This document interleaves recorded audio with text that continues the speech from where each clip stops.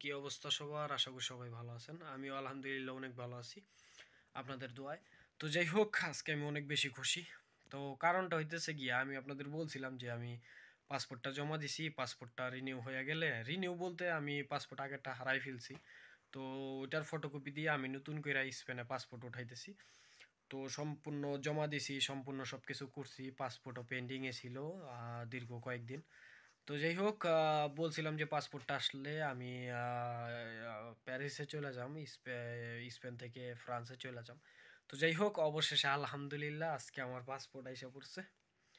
একটু আগে যায় পাসপোর্টটা নিয়ে আসলাম, ই পাসপোর্ট ডিজিটাল, 10 বছরের। তো যাই হোক, পাসপোর্ট কিভাবে উঠাইলাম এটা অনেকের জানার ইচ্ছা থাকতে পারে। অনেকে প্রশ্ন করতে পারেন যে ভাই, আমরাও তো হারাই ফেলছি, আমরা কিভাবে পাসপোর্ট উঠামো?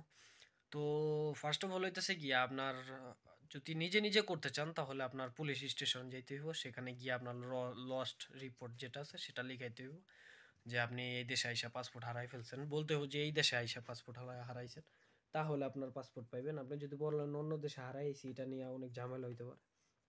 তো যাই হোক, আপনি বলবেন যে এই দেশে পাসপোর্ট হারাইছি। তো আমি ওইগুলা সব ফরম, যেই লস্ট রিপোর্ট যেটা আছে সেটা আমি, এটা ওই যে আবিজাবি যেগুলো আছে ওইগুলো আমি 35 ইউরো দিছিলাম। তো ওই লোকে আমার সব কিছু করে দিছে, যেই লোকের দোকান থেকে আমি এগুলা মানে ফরম টরম এগুলা সিতা টিতা নিছি আর কি, অ্যাম্বাসি ডেট টেট। তো উনি আমার 35 ইউরো নিছিল। উনি সব কিছু করে নিছে। আমার সাজেশন হইতেছে কি, আপনারাও 20-30 টাকা 40 টাকা যা লাগে দিয়া তারপরে সম্পূর্ণ ওদের দিয়ে কাজ করাইবেন। দেখা গেল যে চুল পরিমাণ একটা ভুল হইলে তাহলে একটা ভোগান্তির মধ্যে পড়ে যাইবেন। তো যাই হোক, আমি ওনাদের 35 ইউরো দিছিলাম। ওনারা সব কিছু কইরা অ্যাম্বাসি ডেট নিয়ে দিছে। সেই অ্যাম্বাসি ডেট অনুসারে আমি সেই ফর্মগুলা নিয়ে গেছি। আর পুরানা পাসপোর্টের আগের পাসপোর্টটা যেটা ছিল সেটার ফটোকপি, তো সেটা নিয়ে তারপরে আপনার এম্বাসিতে জমা দিছি। তারপরে দীর্ঘ 22 দিন পরে, সম্পূর্ণ 22 দিন 23 দিনের মাথায় আমি আলহামদুলিল্লাহ পাসপোর্ট পাইলাম।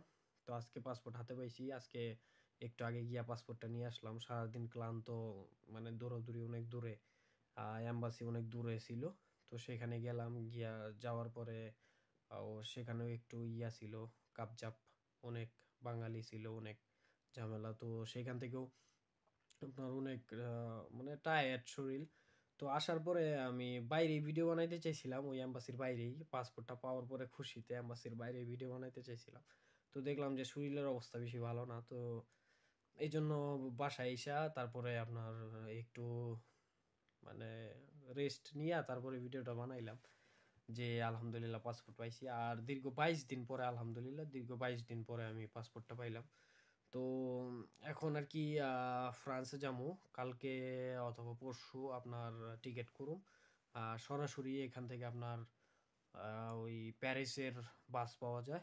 আলসা বাসগুলা, যেই বাসগুলো আছে, কেউ যদি যাইতে চান আলসা বাসগুলো আছে। আলসা বাসগুলায় আপনি অনলাইনেও টিকিট কাটতে পারেন, আবার আপনার ওই লোক দিয়েও টিকিট কাটাইতে পারেন। এরকম আর কি, নিজেও কাটতে পারেন, মানুষ দিয়েও কাটাইতে পারেন। 110 ইউরো, 110 ইউরো নিব বাসে গেলে। আর আপনি যদি ভাঙ্গে ভাঙ্গে ট্রেনে যান তাহলে সেটাও পারবেন, সেটাও করা যায়। তো সেটাই খরচ কম হইব। আর আমি এত না, আমি ডাইরেক্ট আপনার বাস করুম কি লেগে, ভাই বেড়াদার ওইদিকে অপেক্ষা করতেছে।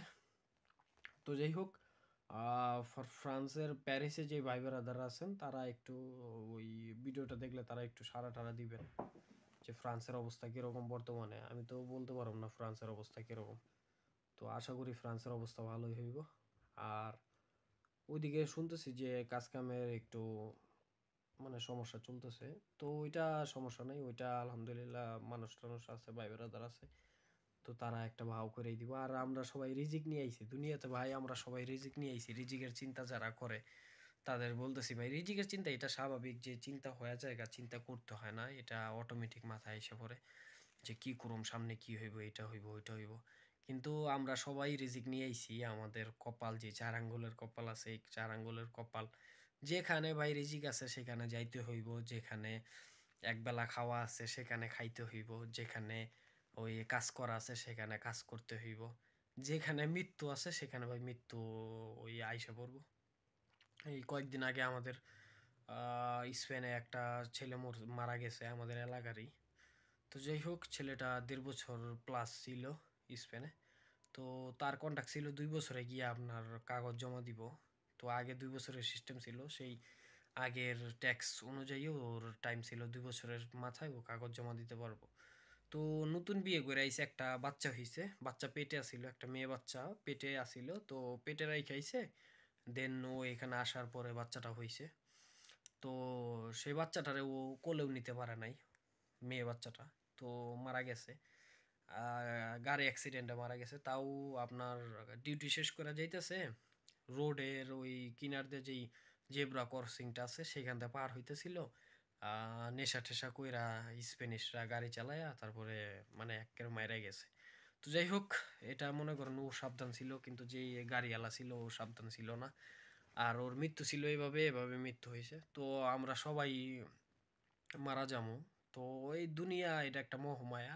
এই কাহিনীটা কেন কইলাম, অনেকে আছে অহংকার করে, অনেকে আছে এটা করে ওটা করে, অনেকে আছে আপনার ব্যাড কথা, একটা মানুষের একটা উৎসাহ দিব, একটা মানুষ একটা কিছু করতে গেলে একটা সাপোর্ট দিব, তা না।